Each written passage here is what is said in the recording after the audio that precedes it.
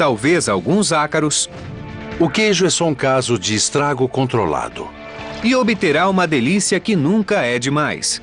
Dos pastos até a pizza, do Roquefort ao Velveeta, fatiado ou espalhado, o queijo é um dos alimentos mais complexos e valorizados pela humanidade. Hoje, em Maravilhas Modernas, queijo.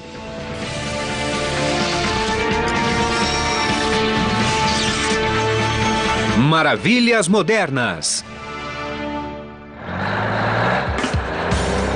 Os caminhões chegam antes do amanhecer, cada um com 23 mil litros, e vão para as baías de descarga. Esta é uma refinaria, mas não processa petróleo nem gás natural, e sim leite. Estamos em Alto Dairy, em Waupun, Wisconsin. Em um dia típico, cerca de 1.600 toneladas de leite chegam à fábrica. São 70 caminhões. A Alto Dairy transforma essas 1.600 toneladas de leite em 180 toneladas de queijo todos os dias. 90% do leite produzido em Wisconsin vão para a produção de queijo e 10% do queijo de Wisconsin são feitos aqui, na maior fábrica de queijo a leste do Mississippi. Em fábricas gigantescas ou pequenas fazendas, a produção de queijo é uma arte e uma ciência. E também é uma relação entre a terra, o animal e a técnica. O ser humano é só mais um dos 5 ou 6 fatores que são parte da ciência e da arte de fazer queijos. Na Alto Dairy e em qualquer outra fábrica de queijos, tudo começa com um bom suprimento de leite puro. Logo de início, assim que o caminhão encosta, o recebedor abre a cobertura e retira uma amostra do leite para testar se tem antibióticos. Quando o laboratório libera, eles ligam a mangueira e descarregam o caminhão. O leite é bombeado para gigantescos silos de armazenamento. No início da produção de um lote de queijo, o leite vai para o pasteurizador, onde é rapidamente aquecido a 72 graus Celsius para matar as bactérias. Depois, o leite vai para o tanque de produção de queijo, onde a próxima etapa crucial na produção de todos os queijos, desde o queijo fresco até o parmesão, consiste, ironicamente, em acrescentar as boas bactérias, chamadas de fermento lático. Temos de colocar as boas bactérias de volta, e isso é o fermento lático que acabamos de colocar. As bactérias do fermento lático começam a comer a lactose, que é o açúcar do leite. As bactérias, auxiliadas pelo calor moderado e pela agitação, consomem os açúcares e o fermentam em ácido lático, o que abaixa o pH do leite e dá um sabor forte ao queijo. O pH mais baixo também auxilia na coagulação das proteínas do leite. Como este lote de leite irá se transformar em cheddar, antes da etapa de coagulação, adiciona-se um corante vegetal de urucum para dar ao cheddar a cor laranja característica. A coagulação é realizada pela ação de uma enzima denominada renina. Embora hoje se costume usar renina sintetizada de fontes vegetais, originalmente ela era extraída do revestimento do estômago de ruminantes como vacas e ovelhas. Em 30 minutos, um jato de renina transforma este tanque de leite em uma massa semelhante ao iogurte. Para 24 toneladas de leite, usamos cerca de 2 quilos de renina. Não é preciso muito. Depois, facas automáticas cortam cuidadosamente a porção sólida chamada de coalho e expelem o líquido chamado de soro. Essa é uma etapa universal da produção de queijo. O tamanho do coalho determinará a textura e o conteúdo de umidade do queijo. Quanto menor o tamanho do coalho, mais soro será expelido. O cheddar é cortado bem fino para se obter um queijo firme e seco. Depois lavamos o coalho, o que abaixa a temperatura e faz as bactérias diminuírem, pois remove parte do seu alimento ao lavar parte da lactose. Depois salgamos o queijo. E aqui o sal não apenas dá sabor, ele ajuda a dar sabor, mas também ajuda a controlar as bactérias. O coalho é levado para a área de prensagem do queijo, onde será colocado em formas que moldam blocos de queijo com 290 quilos. A forma é empurrada para as prensas de secagem e fica descansando por 5 minutos. Depois dos 5 minutos de espera, a prensa de secagem é abaixada e toda a prensa é virada para drenar o soro. Cada uma das formas é pressionada por cerca de 8 minutos, com 4 quilos por centímetro quadrado.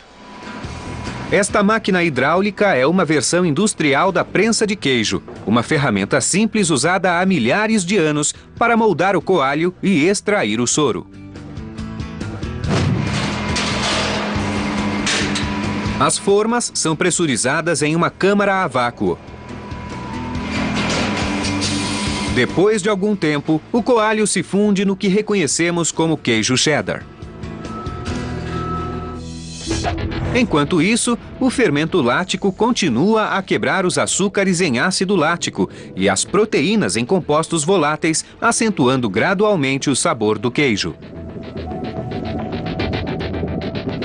Esse é o processo de estrago controlado que resume a produção de queijo. Temos essas moléculas quebrando-se e formando moléculas mais simples para que o queijo possa ser criado.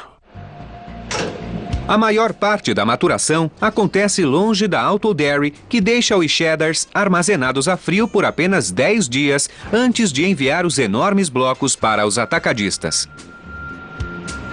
É assim que funciona essa versão de alta tecnologia de um queijo inglês clássico. Esse é um cheddar inglês e esse é um cheddar de Nova York. Todos os cheddars realmente são brancos. Todos os queijos são brancos no início. E lembre-se de que Cheddar é uma cidade da Inglaterra, certo? Nossa tradição de fazer queijos, boa parte dela vem da Inglaterra. E é por isso que fazemos muito cheddar aqui nos Estados Unidos. Na verdade, fazemos mais queijos aqui nos Estados Unidos do que qualquer outro país. E se faz muito queijo no mundo. Do Munster à mussarela, de ricota ao Roquefort, os produtores de queijo produzem 20 milhões de toneladas por ano. Isso é mais do que toda a produção mundial de fumo, café, chá e coco somados. Mas os números não dizem tudo. O queijo é uma obsessão, um prazer sedutor, quer seja uma fatia com sabor forte de brie d'amour ou uma mordida em um cheeseburger. Como uma fonte de proteína fácil de ser transportada, o queijo foi um elemento importante na história da humanidade. Temos certeza absoluta de que o queijo era fabricado no País Basco no ano 3000 a.C.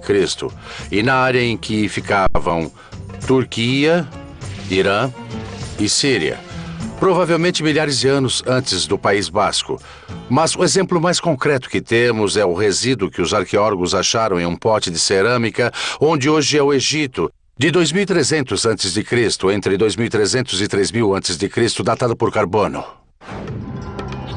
Entre a lenda e a conjectura acadêmica, encontra-se a teoria de que o queijo foi criado por acaso graças a pastores nômades que levavam o leite em uma bolsa feita de estômago de cabra. Enquanto era carregado, o leite reagia, por exemplo, com o revestimento do estômago que contém renina e faz com que o coalho se separe do soro, e aí sobrava apenas o coalho. Se o coalho for prensado, tem-se o queijo. E muito pouco mudou em 5, 6 ou 8 mil anos. Ele se espalhou porque é alimento, um alimento muito durável. 30 gramas de queijo contém 7 vezes mais proteína e 5 vezes mais cálcio do que 30 gramas de leite, além de concentrar calorias de gordura. 40 ou 50% de seu peso é gordura. Os queijos antigos eram feitos predominantemente do leite de cabra. As cabras são criadas há mais de 7.000 anos e estão entre os primeiros animais a serem domesticados. Então, acredito que isso provavelmente signifique que o queijo de cabra foi um dos primeiros queijos feitos no mundo. Na Odisseia de Homero, o épico da civilização ocidental, o Cíclope era produtor de queijo. Ele transforma o leite de cabras em coalho, drena os queijos em cestas tecidas e os matura em cavernas. Queijos de leite de cabra artesanais ainda são feitos na Grécia, na região do Mediterrâneo e também em Redwood Hill Farm, no norte da Califórnia. Hoje estamos fazendo feta. Em nosso tanque tradicional temos 3.800 litros de leite, com que começamos nesta manhã e acrescentamos as culturas benéficas. Depois adicionamos a renina. E você pode ver agora que, na verdade, não é mais leite, é uma massa coagulada que parece um pedaço gigante de tofu ou gelatina. Os produtores de queijo cortam o coalho em cubos grandes e o separam do soro. Agora estamos colocando o coalho nas formas. E podem ver que estamos apertando para que continue a se juntar e que se transforme em uma peça de queijo. No caso do feta, não adicionamos nenhuma pressão, é só a pressão do coalho e o aperto para se juntar. As formas serão viradas no final do dia e drenadas do outro lado durante a noite e amanhã de manhã serão colocados em uma salmoura de sal marinho.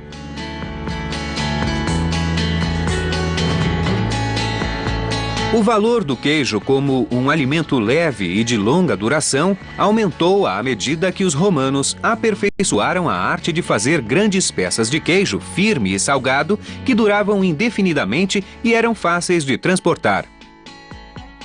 Havia muitos soldados romanos para alimentar e o queijo era parte importante de sua dieta. Então, para onde iam, os romanos levavam rebanhos de vacas ou cabras ou roubavam algumas no lugar onde chegavam e eles as ordenhavam e faziam queijo. O queijo romano predominante sempre foi e ainda é um queijo muito duro, seco e oleoso de ovelha, chamado de pecorino romano, um queijo feito de leite de ovelha da área de Roma. Outros bons queijos duros italianos, como o Grana Padano e o Parmesão Reggiano, têm sido produzidos continuamente há pelo menos 1000 anos. Os romanos não foram os únicos a fazer peças gigantes de queijo maduro e firme. Já no século XI, nos Alpes suíços, os vaqueiros passavam o verão isolados, com o gado que pastava as doces ervas da montanha e produziam grandes peças de queijos duros como o gruyère, que eram essenciais para sobreviver ao inverno. Os suíços produzem o gruyère há pelo menos 1000 anos. Mas sua maior inovação estava cheia de furos. Por que há furos no queijo suíço? E como alguns monges medievais criaram um dos melhores e mais fedidos queijos do mundo?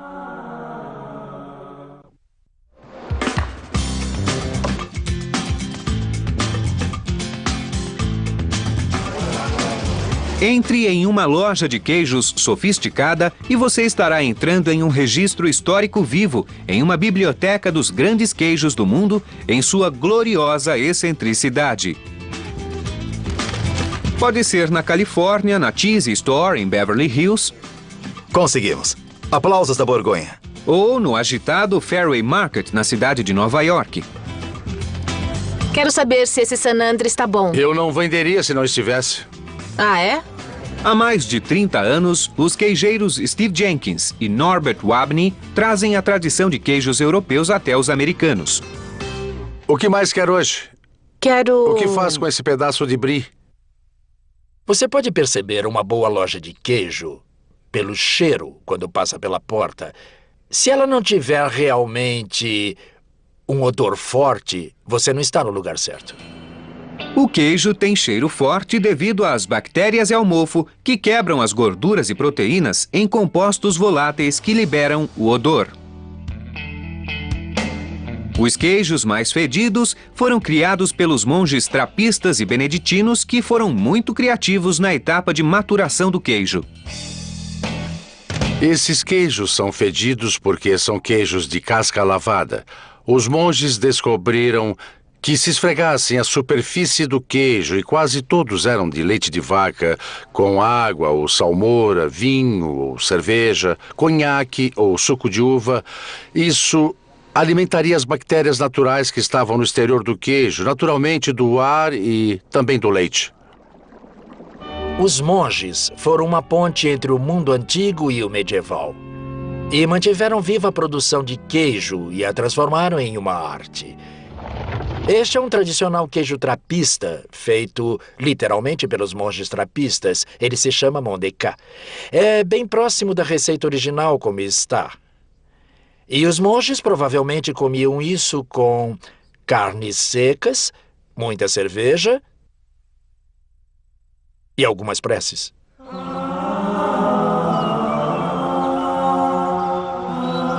Os queijos produzidos pelos trapistas e por outros monges são alimentos masculinos criados para acompanhar cervejas fortes.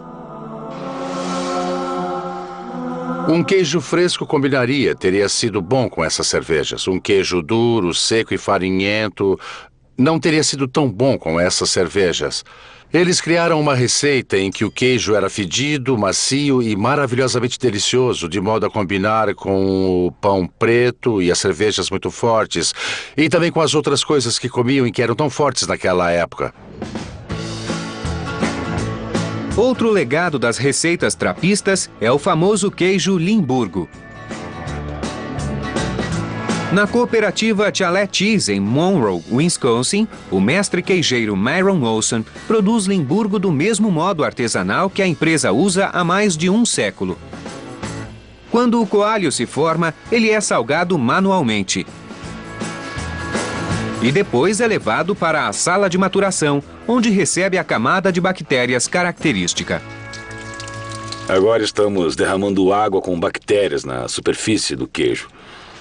É uma mistura de água, sal e uma cepa especial de bactérias. Ele os está virando e acertando cada extremidade do queijo. A bactéria vai começar a crescer, vai quebrar a proteína do queijo, e isso faz com que ele vá de um queijo muito ácido e farinhento para um ponto em que fica macio. Ela amacia o exterior do queijo e vai amaciando por dentro.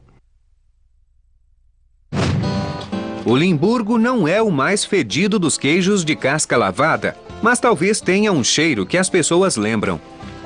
A cepa de bactéria do Limburgo é a mesma que é responsável pelo odor corporal humano. A Chalet Cheese propaga a mesma cultura de bactérias nas tábuas de pinho de sua sala de maturação desde o início do século XX. Hoje, essa é a única empresa que produz Limburgo nos Estados Unidos, mas há um século, esse queijo era muito popular. Ouvi falar que, em certo ponto, 4.500 toneladas de Limburgo eram consumidas por ano. Atualmente, produzimos 450 toneladas. E isso é o bastante para o consumo nos Estados Unidos.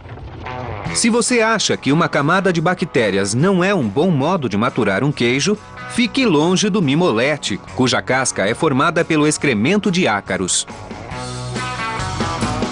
Esse é o mimolete. Esse era o queijo preferido por Charles de Gaulle. E, quando nós o viramos, isso permite que os ácaros comam a casca. Bem, essa é a tradição. E pode, de fato, ter algum efeito no sabor. O queijo, estranhamente, é bem suave e fica em algum ponto entre um cheddar e um Edam. Um organismo mais comum para maturar queijos é o mofo. A casca branca de queijos maduros macios como o brie e o camembert é feita de mofo. Coragem, dê uma mordida. Esse mofo é cultivado cuidadosamente e não tem nada em comum com o mofo caseiro. Os franceses existem há muito tempo e comem muito mofo todos os dias. Similares ao brie, estes queijos de leite de cabra chamados Crotin e Camillia estão amadurecendo na Redwood Hill Farm. Em uma etapa anterior, Jennifer Bice adicionou o mofo ao leite. Durante a etapa de maturação, o mofo migra para a superfície do queijo, pois precisa de ar para viver. Os queijos são virados para que a gravidade distribua a gordura por igual. Esta é a sala de maturação em que o Camillia está amadurecendo. E você pode ver agora que nós temos mofo Penicillium candidum crescendo. O mofo cresce sobre o queijo E depois o mofo realmente penetra no queijo de fora para dentro. E é por isso que no camembert e no brie, o mofo cobre o lado externo e vai penetrando até que todo o centro do queijo esteja maduro e macio também. Os mais famosos queijos mofados são os de veias azuis, como o Stilton da Inglaterra, o Gorgonzola da Itália e o Roquefort da França, o lendário queijo azul de leite de ovelha amadurecido nas cavernas de Roquefort com mofo de uma cepa local. O Roquefort é um queijo particularmente azul, feito na região de Auvergne, na França. É de um puro leite de ovelha e tem de ser amadurecido nas cavernas de Roquefort. Em um certo ponto, o queijo é furado. Isso faz com que o ar penetre e o azul comece a aparecer. É um mofo azul especial chamado Penicillium Roquefort. O Roquefort é totalmente único. Seu gosto é diferente dos outros queijos azuis. Outro queijo único é conhecido como queijo suíço, mas os produtores da Suíça dão-lhe outro nome. Este é o Emmental, que é fabricado na Suíça, na cidade de Emmental. Os suíços fazem este e também existe um feito do outro lado da fronteira com a França. Mas este é o verdadeiro. Ele pesa cerca de 90 quilos quando pronto. Você está curioso, não é? Então, como surgem os buracos? O que acontece quando estamos fazendo queijo suíço é que acrescentamos uma bactéria especial. É uma bactéria propiônica. A bactéria propiônica, que existe naturalmente no leite, cresce em salas de maturação mais quentes. Nossa sala quente é mantida a cerca de 20 a 25 graus. E conforme o queijo aquece, as bactérias propiônicas começam a crescer, formando colônias que produzem dióxido de carbono. Esse gás vai para o queijo e começa a encher como um balão. Quanto mais tempo ficar nessa sala quente, mais as colônias vão crescer e maiores ficam os furos. Essa bactéria também dá sabor ao queijo, e isso é parte do que conhecemos como o sabor suíço. Afinal de contas, sabor é o mais importante no queijo. E para milhões de amantes do queijo, não existe nada melhor.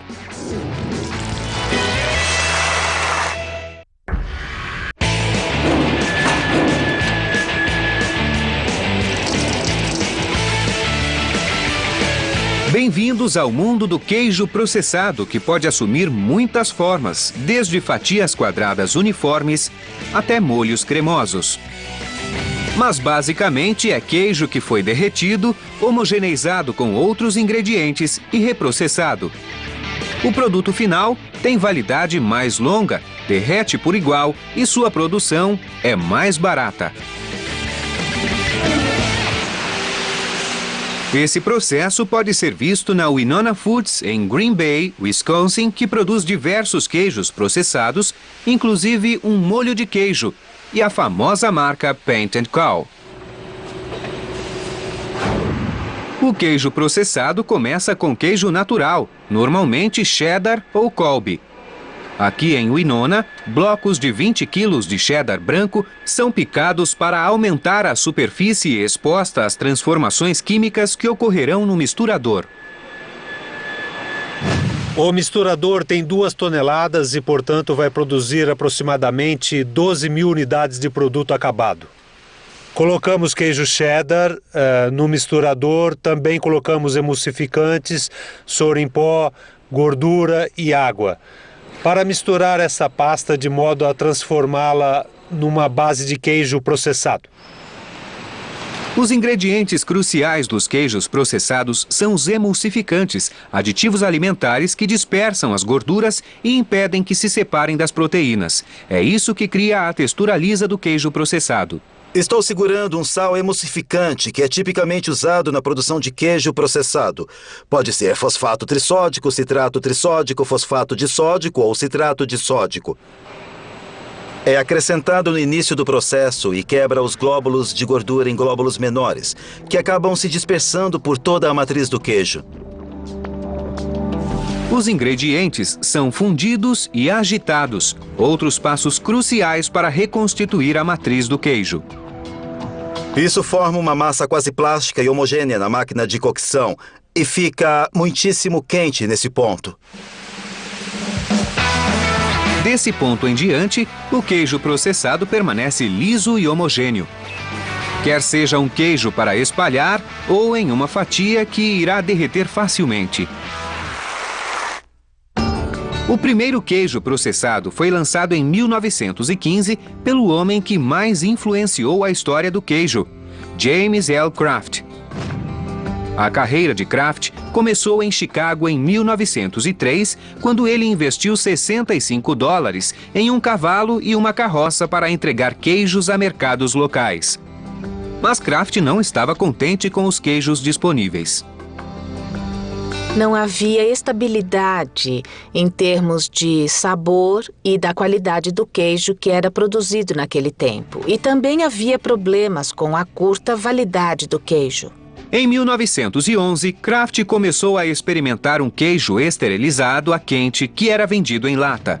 Mas o calor separava as gorduras e proteínas do queijo. Depois, Kraft descobriu que a agitação e os emulsificantes resolviam o problema. Kraft logo conseguiu um contrato para fornecer ao exército 2.700 toneladas de queijo não perecível durante a Primeira Guerra Mundial. Esse foi um importante contrato que realmente ajudou Kraft a desenvolver sua empresa. A empresa logo se tornou um império. Em 1923, Kraft tinha a maior empresa de queijo do mundo. Então, em 1928, ele lançou um queijo macio e dourado, com um sugestivo nome de Velveeta. O que era único no Velveeta era que o soro era recolocado no queijo que estava sendo feito. Os cientistas descobriram que isso produzia um queijo de textura muito cremosa e um benefício adicional eram os nutrientes que o Velveeta oferecia. Em 1930, 40% do queijo consumido nos Estados Unidos eram feitos pela Kraft. A empresa também criou as principais tecnologias para a produção de queijo processado, inclusive o cozedor contínuo helicoidal, que ainda é usado atualmente. Como se não bastasse, a Kraft também revolucionou a tecnologia da produção de cream cheese. Nos anos 40, Oscar J. Link inventou o processo de separação centrífuga para o cream cheese que nos permite separar o soro do cream cheese em 15 segundos em vez das horas que demorava antes. Ele também inventou um processo de aquecimento que estendeu a validade do produto para 120 dias. Cream cheese é um queijo natural não processado, mas a produção de uma pasta perfeitamente cremosa não é simples e é feita sem adicionar creme. Usam-se bactérias para manipular as cargas elétricas do leite. As cargas normais no leite são todas cargas negativas, ou muitas delas são cargas negativas. E como cargas iguais se repelem, elas não gostam de se aproximar e por isso se repelem. Isso as mantém estáveis. E é por isso que o leite é líquido e não gel. Até que surjam as bactérias e produzam ácido, que muda algumas cargas na proteína para cargas positivas. E então as cargas se atraem e ficam juntas. Quando as cargas estão equilibradas, a mistura se estabiliza em um estado cremoso, nem mole, nem duro. Nesse ponto, a mistura é aquecida rapidamente para matar as bactérias e criar o cream cheese. Em 1940, Norman Kraft, irmão mais novo de James, inventou um sistema inovador para fazer um produto que imaginava há anos: queijo pré-fatiado. O queijo processado aquecido seguia para um grande cilindro refrigerado chamado de rolo frio. E isso criava uma folha de queijo processado que esfriava rapidamente. Essa folha era cortada em fitas.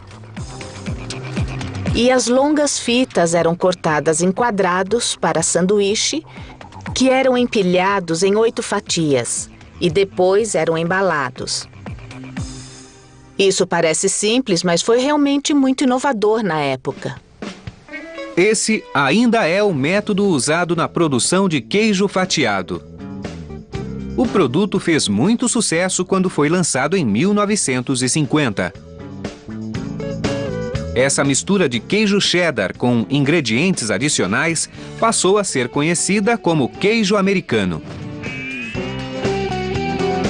Ainda hoje, o queijo fatiado é um produto importante nas empresas Kraft. Anualmente, a Kraft produz 7 bilhões e 200 milhões de fatias de queijo americano. Pelos meus cálculos, se fossem colocadas lado a lado, dariam a volta na Terra 14 vezes. Cheez-Whiz da Kraft faz rapidamente muitos pratos e lanches de queijo. É um novo conceito de nutrição, completamente diferente de tudo que você já comeu. Em 1952, a Kraft lançou o Cheez-Whiz, um queijo processado pastoso com mais estabilizantes. Este delicioso queijo pasteurizado é maravilhoso em sanduíches. Cheez-Whiz é basicamente, nos Estados Unidos, usado como molho de queijo, um molho para legumes e batatas. É usado principalmente com brócolis e batatas. Nos últimos anos, o queijo processado tem sido criticado por limitar a variedade da produção americana de queijo e por prejudicar os produtores de queijo natural. Mas as vendas continuam altas e pelo menos um famoso especialista em queijo gosta dele. Eu cresci comendo Velveeta, adoro Velveeta. Me dê um Dr. Pepper, um sanduíche de pasta de amendoim, uma boa fatia de Velveeta e uma história em quadrinhos e serei um garoto feliz. Para milhões de pessoas, felicidade é uma pizza ou uma salada caprese.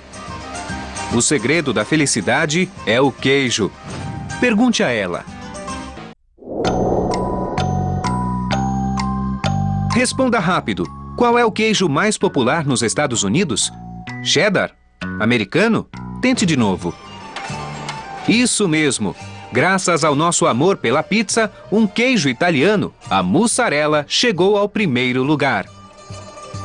Isso não é surpresa quando se lembra que os americanos comem 400 mil metros quadrados de pizza por dia. Em um ano, isso cobriria Manhattan com 2 camadas de pizza. Então, voltemos a Alto Dairy, Wisconsin, onde fazem mussarela de leite de vaca 24 horas por dia. Fazemos aproximadamente 120 toneladas de mussarela por dia. Em base anual, isso atinge 44 mil toneladas durante um ano. E falando em termos de pizza, nossa produção diária de mussarela é suficiente para cobrir 500 mil pizzas. A mussarela é um queijo de massa filada ou de coalho esticado. Uma máquina de filagem aquece o coalho a 60 graus, derretendo-o. Tração mecânica transforma o coalho derretido em uma massa elástica. Quando sai do misturador e da filagem, já tem a textura elástica. E é assim que as pessoas querem que seja. A massa aquecida é moldada em blocos. Para preservar a textura elástica e macia, os blocos são transportados por um canal com salmoura fria. O banho de 4 horas em salmoura interrompe a fermentação. Depois de frios, os blocos de mussarela são embalados e maturados por 1 semana. Boa parte do queijo passa pelo ralador e é embalado a vácuo em sacos de 2 quilos.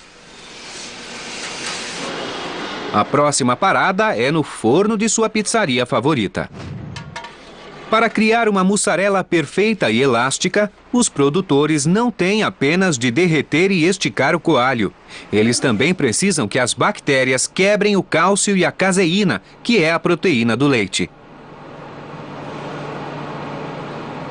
Como o cálcio é a cola que mantém a estrutura caseína existente no queijo, se você não remover parte dessa cola com ácido durante o processo de fermentação, as proteínas continuam ligadas e o queijo não esticará. Se você remover toda a cola, ele se desmanchará. Então é assim que medimos. Pomos uma régua desse jeito, pegamos um pouco de queijo e vemos até que altura ele vai antes de o último fio se romper, que é aqui, 33 centímetros. Fazemos mais uma vez. Foi um pouco mais, 40 centímetros. Calculamos a média entre várias leituras. Isso nos dá uma medida empírica para esta pizza específica. Isso é bem próximo ao que muitos consideram uma pizza quase perfeita.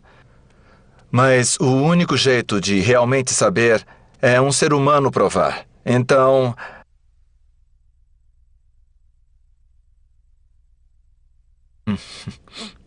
Bom, a pizza tá pronta. Ataquem!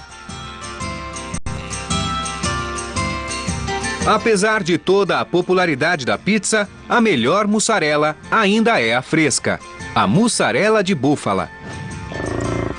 Diga olá para o búfalo asiático. Este gigante manso é a fonte original da mussarela fresca autêntica. Desde que os godos levaram o búfalo para a região de Nápoles, os produtores italianos de queijo fazem mussarela de leite de búfala. Não sabemos exatamente quando a tradição começou, mas podemos dizer que pelo menos 1000 anos atrás temos sinais de que a mussarela de búfala já existia sob a forma em que existe ainda hoje. O leite de búfala é valorizado por seu sabor adocicado e delicioso. Ele é perfeito para a mussarela fresca, que, ao contrário da usada em pizzas, é um queijo fresco, úmido e com alto teor de gordura, que deve ser consumido logo. Uma pequena empresa da Califórnia, a Búbalos Búbalis, que é o nome científico do búfalo, produz 300 quilos de mussarela fresca por dia, o que corresponde à produção de 4 minutos da Alto Dairy.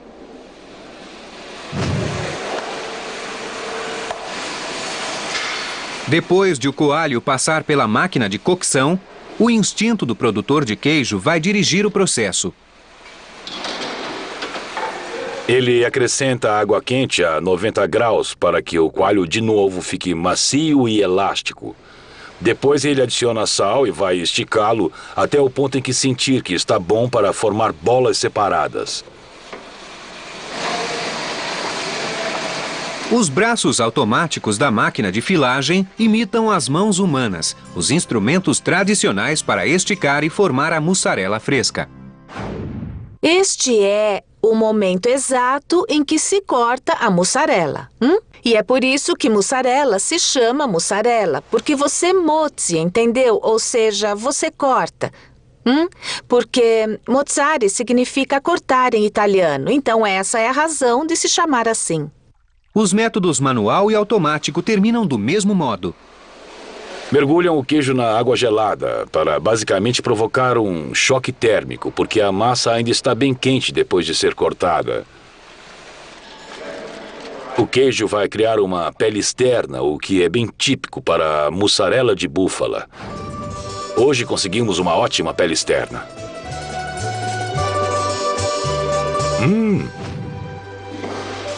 A Búbalos Búbalis também produz ricota de leite de búfala.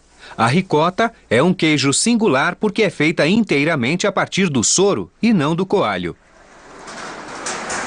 Isto é o soro, que é o que sobra depois que fazemos o coalho e ainda contém uma grande quantidade, é claro, de proteína. Este soro é colocado em um tanque separado, nosso tanque de ricota, onde nós o aquecemos a 90 graus Celsius. E nesse ponto, acrescentamos um pouco de sal e ácido cítrico. A proteína que ainda existe no soro vai coagular mais uma vez. E o resultado desse processo é basicamente o queijo ricota. A ricota é produzida há séculos. Mas a indústria do soro está começando a se desenvolver em um milênio preocupado com a saúde.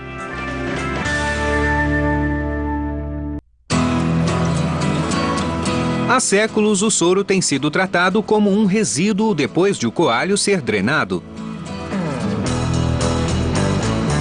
Considerando que 90% do leite termina como soro, o desperdício é muito grande. Afinal, o soro ainda é nutritivo. Hoje, o soro começa a ser utilizado em processos como o da Alto Dairy, que usa um secador com altura de 6 andares para fabricar 110 toneladas de soro em pó por dia. Este Filtermet é um dos maiores secadores do mundo e seca aproximadamente 5 toneladas de pó por hora. Estamos essencialmente espalhando soro que é metade água e metade sólido. Ele é lançado num fluxo de ar muito quente a cerca de 200 graus Celsius. Enquanto o soro cai, a água se evapora e ele é então convertido em pó. O soro em pó contém 12% de proteína e o restante é composto por açúcares e minerais como cálcio e magnésio. Este produto será misturado a inúmeros alimentos preparados, de pão a embutidos.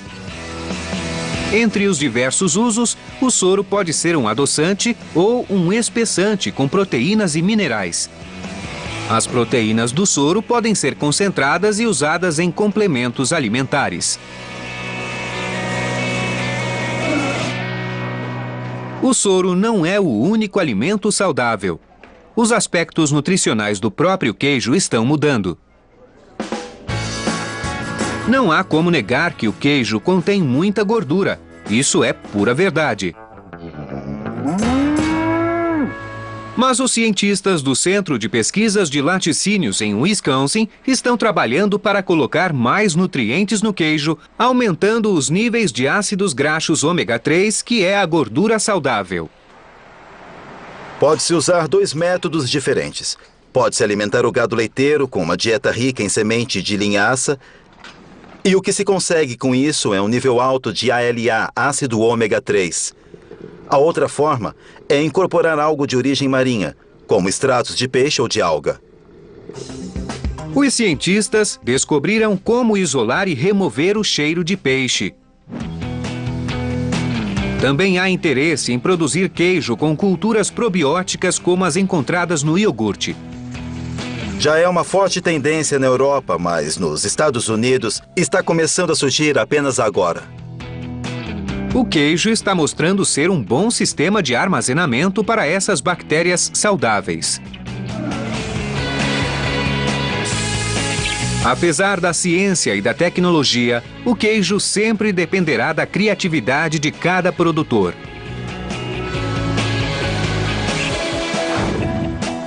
O queijo também continuará a depender da terra e dos animais leiteiros. Eu acho admirável que o animal possa pegar todas as bactérias no ar, todo o fermento no ar e os ésteres das flores silvestres que come e os ésteres do alho e do feno e, através da lactação mamífera, produzir leite e com a gordura que há no queijo, de modo a podermos reconhecer seu sabor final. É isso que dá ao queijo complexidade e caráter. Acho realmente interessante e mágico. Ele existe há muito tempo, há uma razão para isso. É uma boa comida. Deus fez o homem e o homem fez o queijo. Bilhões de amantes do queijo não poderiam estar mais felizes.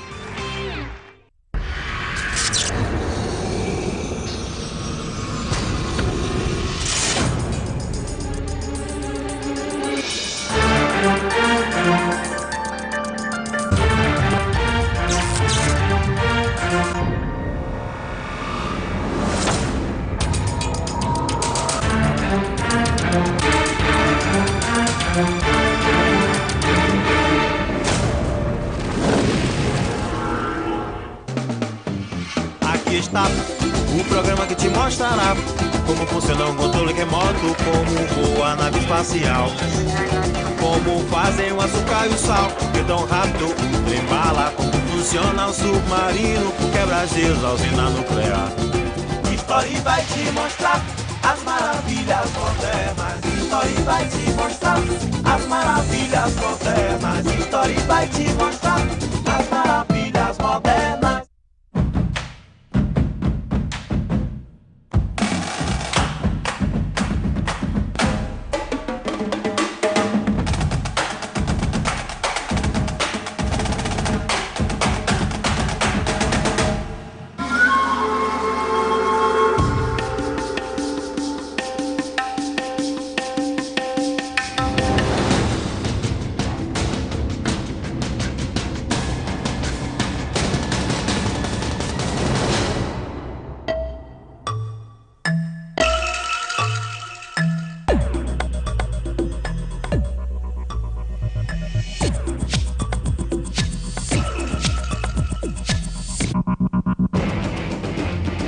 Uma corrida constante para alcançar o domínio do ambiente. Uma história de sobrevivência natural. Evolução.